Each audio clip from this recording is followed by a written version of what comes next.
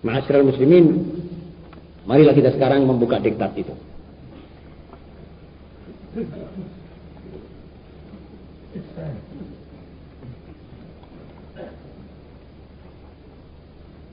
Judulnya antara fanatik dan toleransi.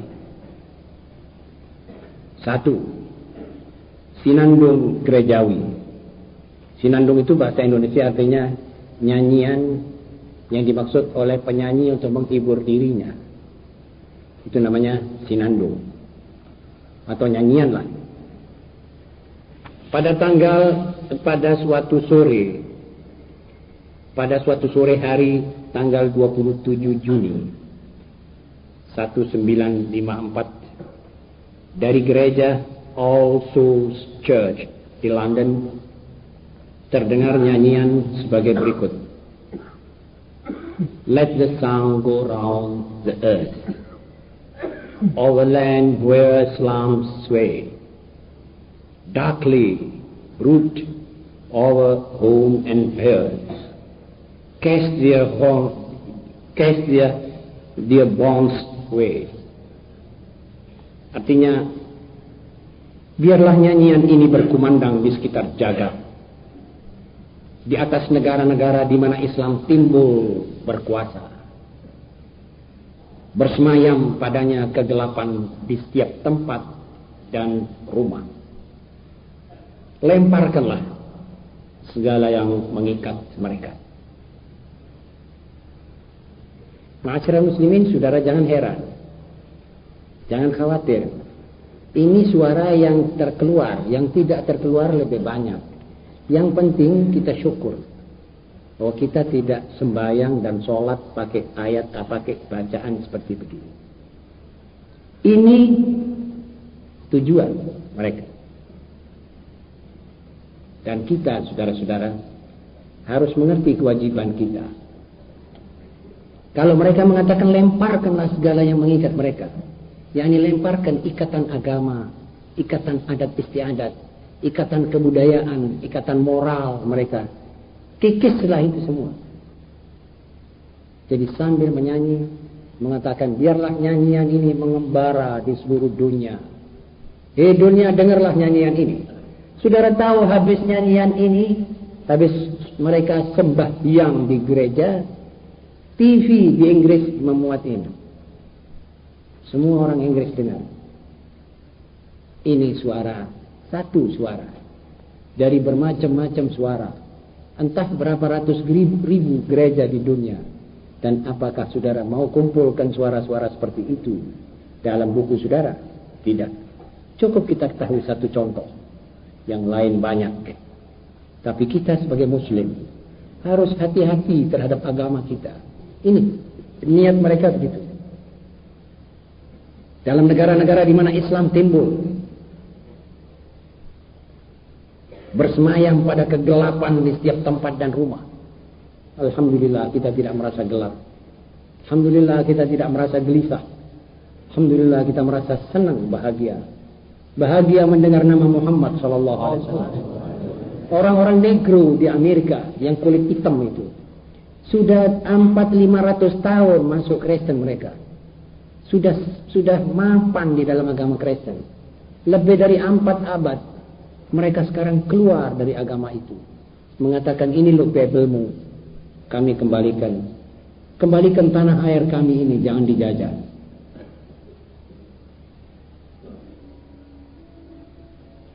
Dan kami sudah jelas akan masuk Islam. Apa sebab?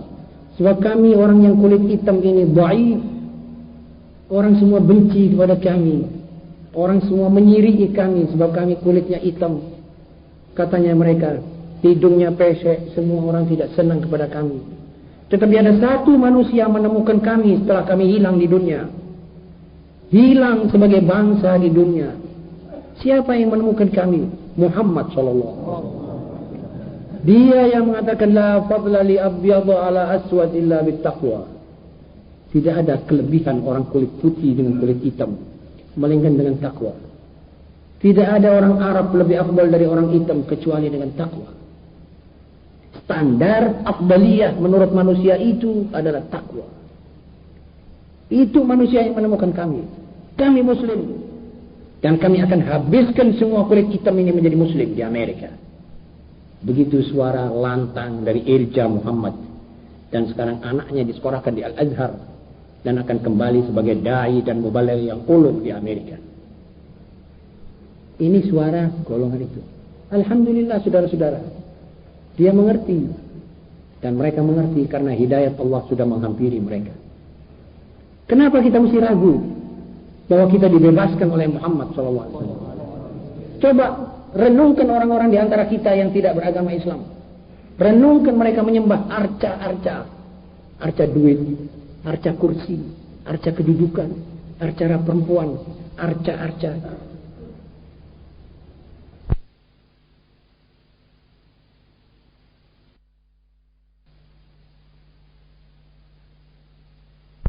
Itu yang menyembah arca. Jadi dia itu diperbudak oleh sesamanya. Dia merasa hamba kepada sesamanya. Kita sudah dibebaskan. Tiada Tuhan melainkan Allah. Kamu bukan budak sesamamu. Kamu budak Allah. Jangan sampai kamu syirik. Lalu dibawanya cerita-cerita dari mulai Ibrahim yang mengatakan wajnubni wa baniya an na'budal asnam. Jauhkan aku ya Rabbi dan anak turunanku menyembah arca-arca, patung-patung.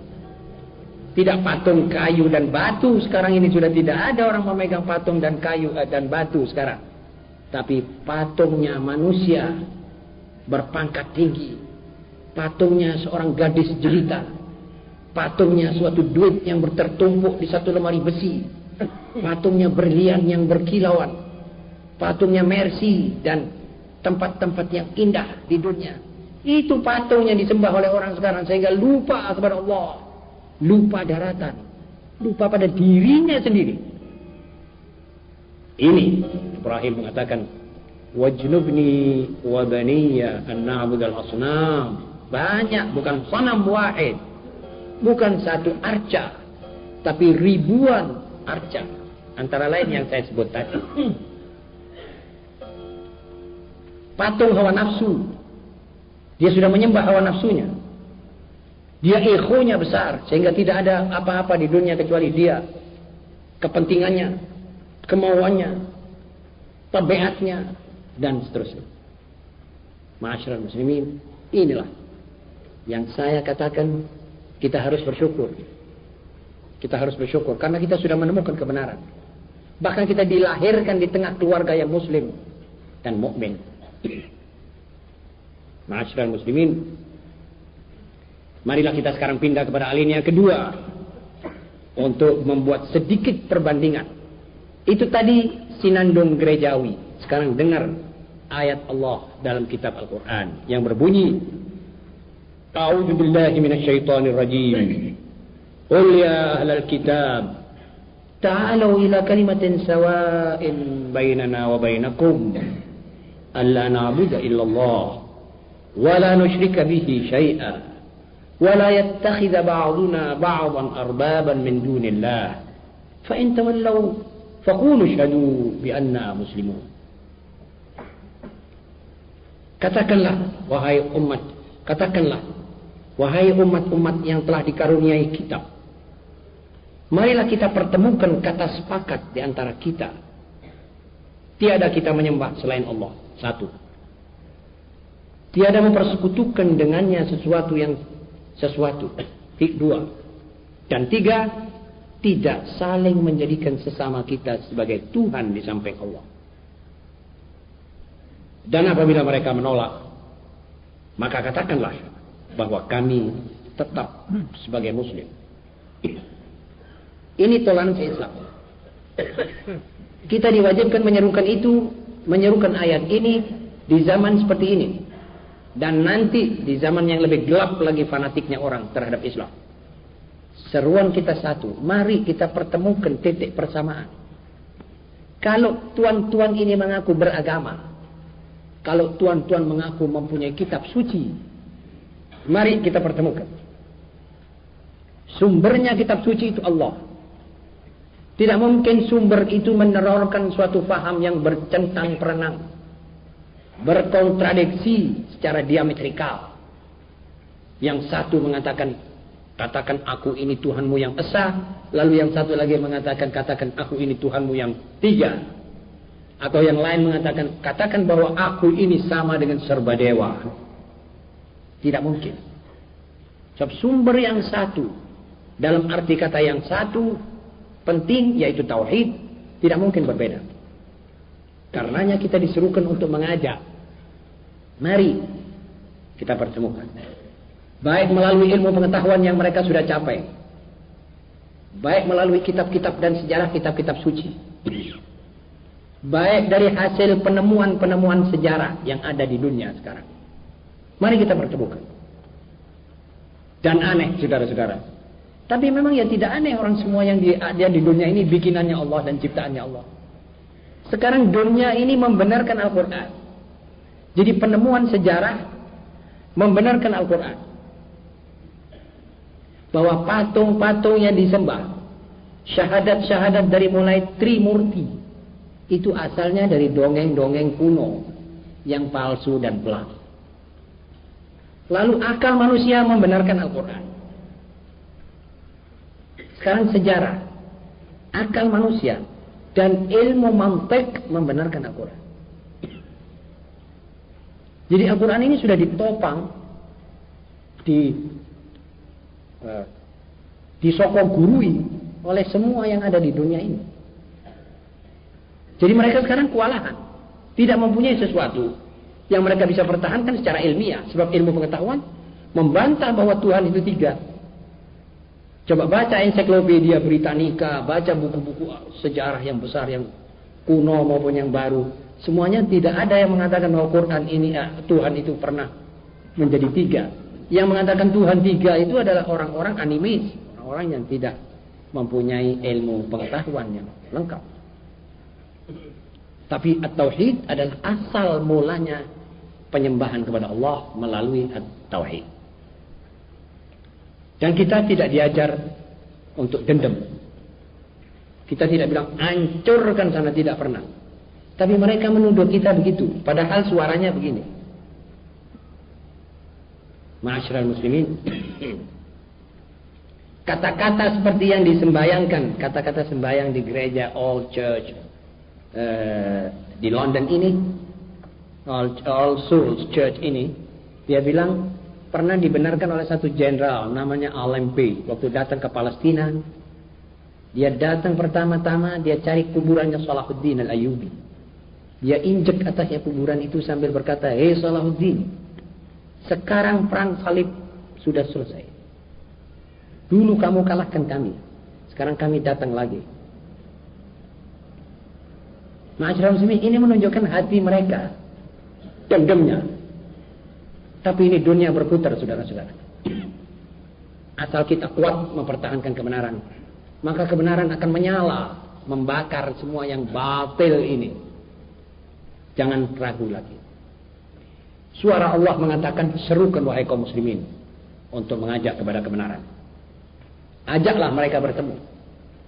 Debatlah dengan mereka dengan cara yang paling supel dan sopan. Wajadilhum billati hiya ahsan. Suara saja jangan keras. Artinya kita dididik sopan santun. Tidak free kick begini. Lemparkan segala yang mengikat mereka. Itu free kick. Jajah negaranya pada masa 300 tahun dahulu.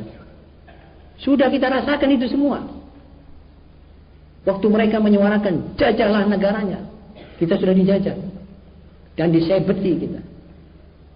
Sekarang pecah belahlah mereka, sudah dipecah belah sekarang di Timur Tengah.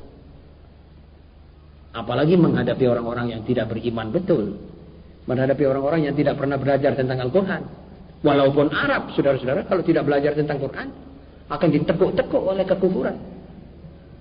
Jadi bukan asal Arab harus kuat imannya, malah sebaliknya, kadang-kadang Arab lebih kafir dari yang lain. Ini Quran. Di sini saudara boleh baca itu.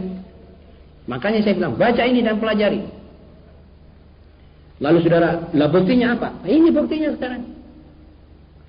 Seorang presiden Libya namanya Gaddafi mengatakan ini hadis-hadis Nabi tidak ada sama sekali. Persetankan itu semua, tidak ada yang betul. bertentangan satu sama lain, macam-macam. Kayak dia sudah pernah baca hadis yang betul. Lalu dikatakan pada orang-orang ulama yang mau datang mendebat sama dia, kalau kamu tidak mau terima saya punya buku hijau, yang di dalamnya ada semua hadis harus ditolak, kecuali Quran saja.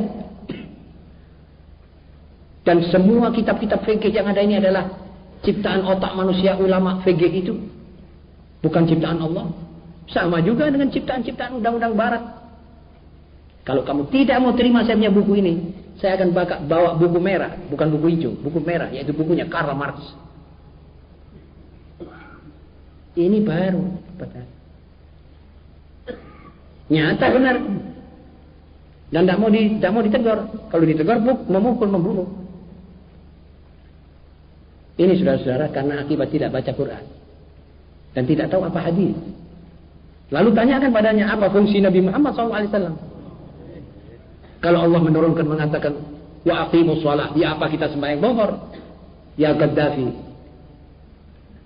Bagaimana kita sembahyang zuhur? Dari mana you tahu bahwa sembahyang zuhur 4 rakaat kalau dari hadis yang saudara buang? Bagaimana saudara tahu bahwa haji itu begini dan begitu? Pakai ada sa'i. Orang dalam Quran cuma wa atimul hajja wal umrata lillah. Ya apa saudara bisa preteli itu? Kalau tidak ada nabi yang menggambarkan ngene lho wong haji itu. Dan itu saudara tolak. Tapi jangan khawatir saudara-saudara, penggodanya Islam masih banyak. Penggodanya umat yang baik ini masih akan banyak. Sebab kita ini umat terakhir. Ujian kita ujian terakhir.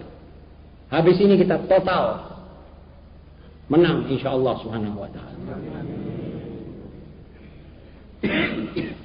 Yang kedua, yaitu apa yang dikatakan oleh Jamaluddin Al-Afghani. Kata-katanya demikian, alladhi yubtil hayata sa'iratan fi tariqiha al-mustaqim huwa as-silatu billah. فبغير هذه الصلة تفقد العبادات روحها وآثارها تبعا ويغيب عن نشاط الحياة الوازع العميق الذي يضبط سلوك الناس قبل العقوبة. Saya tertarik dengan kalimat ini, karenanya saya ikut turunkan pada malam ini. Yang bunyinya maksudnya begini. Yang menjadikan hidup ini berjalan dengan lancar dalam realnya yang lempeng adalah hubungannya hidup ini dengan Allah. Kalau sudah tidak ada hubungannya dengan Allah, tanpa hubungan seperti itu, semua ibadat akan tidak lezat dirasakan. Jadi hidup ini selama ada dihubungkan dengan Allah, maka akan terasalah nikmatnya hidup. Ibadat ada rasanya lezat, makan ada rasanya lezat. Maaf, orang bergaul dengan perempuan ada rasanya, sebab dia tahu bahwa ini adalah dengan izinnya Allah, tidak ragu. Jadi ada lezatnya hidup ini. Tapi kalau orang berzina di luar rel yang diperintah oleh Allah, maka dia tidak merasa lezat. Dia merasa bingung. Merasa terbuka fikirannya untuk berzina dengan seluruh manusia yang ada di dunia ini, perempuan. Ini sekarang diterapkan oleh kaum hippies. Jadi hawa nafsu bisa terkekang sebab ada hubungannya dengan Allah. Fikiran tersalurkan sebab ada hubungannya dengan Allah. Membuka toko, menutup toko, ada hubungannya dengan Allah. Kita tenteram. Kalau ini hari tidak ada hasilnya apa-apa, tidak jual apa-apa, kita tahu bahwa ini adalah sudah cukup usaha kami dan ini adalah daripada Allah masalah. Ayam saja. Kalau dapat badi banyak, kita syukur kepada Allah. Kembali kita tahu meletakkan di mana itu duit yang lebih kita dapat ini hari. Itu si Muslim. Ini hubungan dengan Allah. Tapi kalau sudah tidak ada hubungan dengan Allah, awas, saudara akan hidup bercakar-cakaran. Saudara akan hidup royokan. Yang punya duit akan diroyok oleh yang tidak punya duit. Yang punya tempat akan diroyok oleh yang tidak punya tempat. Yang punya negara baik akan diroyok oleh yang tidak punya negara baik. Dan ini sekarang dunia timur jauh mulai mau royokan. Coba lihat mulai Kamboja, Vietnam, Thailand, ini sudah mulai mau royokan. Ini sudah mulai dipeluiti oleh setan. Sudah ini hampir ini. Ini sekarang sudah mulai masing-masing sudah mengerahkan tentaranya di perbatasan-perbatasan. Pengungsi-pengungsinya sudah kececeran di seluruh dunia. Dia masih mujur nasibnya, pengungsinya bukan Islam. Coba Islam tidak dibukakan tempat sama dunia ini. Dibiarkan mati di laut. Karena pengungsi Vietnam, komunis, Amerika menampung 150.000 dan bersedia lagi menampung lebih banyak. Amerika juga menganjurkan, ayo negara-negara lain, Thailand bukakan. Indonesia juga ketamuan orang-orang komunis dari Vietnam atau orang-orang pengungsi dari Vietnam. Tapi sekarang Indonesia katanya sudah tolong dicarikan tempat lain. Syukurlah, alhamdulillah.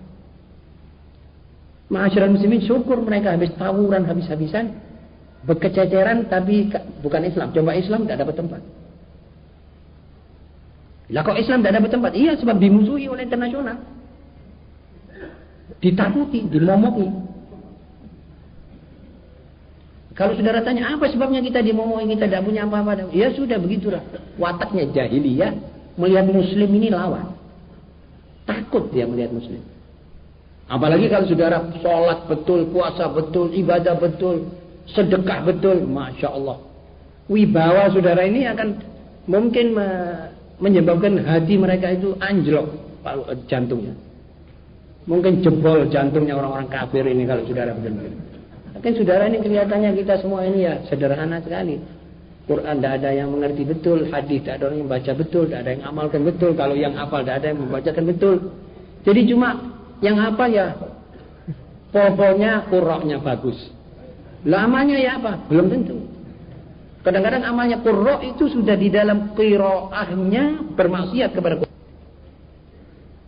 Qul lil mu'minina yaghuddu min absarihim, dia baca Qul lil mu'minina yaghuddu min absarihim, dia yang baca Qur'an ini lihat wanita-wanita yang di depannya ini. Sakal, kontan itu Quran dipukul. Jadi dicek sendiri bagaimana Quran itu bisa meluas dan menjadi baik di dadanya orang itu. Lah kalau mukminatnya membaca Qul lil mu'minina yaghuddu min absarihim, yang di bawah ini menyoroti itu gadis satu di atas mimbar ini, Allah satu yang tahu. Nah kalau Quran digitukan ya sebetulnya tidak ada manfaatnya, sudah ada hubungannya dengan yang menurunkan. Tidak ada silah billah. Karena itu kita harus mempunyai silah. Ini pertama. Hidup kita ini usahakan supaya semuanya betul-betul sesuai dengan Ibrahim punya suara. Inna salati wa nusuki wa mahyaya wa mamati lillahi rabbil alamin. InsyaAllah nanti saya akan turunkan dalam satu detak. Hidupku, matiku, sholatku, semua itu ada hubungannya dengan Allah. Nanti saudara akan merasa lain. Nanti kita akan merasa ayam dan kuat. Berani tapi tidak ngawur. Tenang tapi tidak tidur. Ini muslim. Ada orang tenang-tenang, ngantuk sekali, habis. Tahu-tahu rumahnya dicuri orang, agamanya dicuri orang, ditukar, diganti, macam-macam. Dia tidur. Ini muslim mesti hati-hati. Sebab muslim ini satu-satunya brilian di dunia tanpa membanggakan diri, dan ini saksinya Allah Subhanahu wa taala sendiri. Jadi kalau tidak ada hubungan, maka ibadat pun tidak ada rasanya. Orang yang sholat untuk mertuanya misalnya, itu sholatnya tidak ada lezatnya. Siapapun juga bisa memfatwakan ini. Sebab sholat Anda untuk mertua Anda pasti tidak ada rasanya. Anda punya mertua juga tidak merasakan. Di hari kiamat itu sholatnya saudara disuruh saudara minta pahalanya dari mertua. Wa akhir dan kecil di akhirat. Untuk apa saudara mesti kerjakan begitu? Salah. Kesalahan ini akibat kurang mengerti tentang Islam. Kalau saudara jadikan itu sholat lillah, maka mertua saudara akan dapat pahalanya. Dia akan tertarik oleh saudara punya doa. Ma'asyiral muslimin, selain itu juga kata Jamaluddin, dan sekaligus akan lenyap pula bekas dan manfaatnya. Selain itu akan hilang juga dorongan batin yang akan mengontrol kelakuan manusia. Kalau sudah sholat tidak ada manfaatnya, zakat tidak ada manfaatnya karena tidak ada hubungannya dengan Allah, haji tidak ada manfaatnya karena sudah diramu dan dibumboni oleh riya dan ujub. Apalagi yang bisa menjadikan itu barang manfaat? Orang sudah tidak ada hubungannya, sudah putus. Jadi tidak bisa saudara mau tarik itu layangan, tidak bisa, itu layangan sudah putus. Apa yang Anda tarik? Anda tarik itu benang kosong yang melewati bumbung rumahnya orang dan tanam-tanamannya orang atau di kepalanya orang, saudara tarik, bukan layangan. Saya sudah putus. Karena itu hati-hatilah di bidang ibadah dan di bidang perjuangan, di bidang apa saja. Jadikan niatmu untuk Allah. Kalau bicara hak, jadikan hak itu karena Allah. Kalau bicara tentang sesuatu nasihat, jadikan nasihat itu karena Allah. Kalau mau kawin, jadikan itu perkawinan karena Allah. Karena Anda mau cari turunan yang baik, karena Anda mau jaga agama Anda daripada macam-macam kekeliruan manusia muda di zaman ini, karena Anda minta rezeki supaya itu rezeki juga lebih barakah kalau bersama keluarga dan anak. Itu semuanya hubungan dengan Allah. Ma'asyiral muslimin, dan itulah semua yang kita rasakan di mana-mana dewasa ini. Karena ibadah tidak ada hubungannya dengan Allah. Karena perjuangan tidak ada hubungannya dengan Allah. Kita rasakan sekarang serba mentah. Kita rasakan sekarang serba kekurangan dan kemunduran yang kita alami di kalangan umat Islam di mana-mana. Ma'asyiral muslimin, sekianlah sedikit komentar tentang isi diktat ke-26 yang ada di tangan saudara. Ma'asyiral muslimin, sebelumnya ditutup pengajian ini, ada satu orang meninggal dunia, namanya Jazuli Hasan. Kami bersama-sama membacakan Fatihah kepada beliau. Al-Fatihah.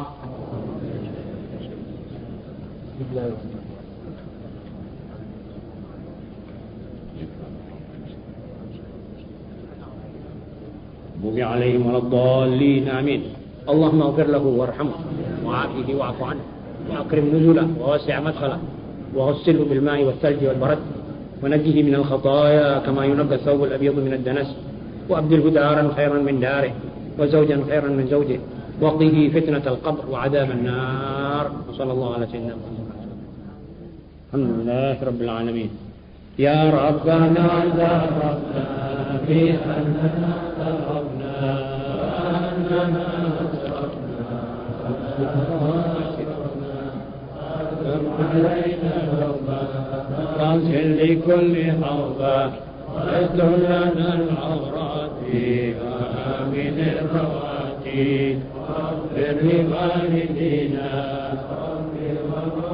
دينا والأهل والإخوان وسائر الإخوان وكل ذي محبة أو ضربة والمسلمين أجمعين ربي أسمع وجودا منا لا باكتساب منا المصطفى رسولي الله بكل سوري صلى وسلم ربي عليه عد الحبي وآله وصحبه عند ضد الصحبي والحمد لله في البدء والثناء.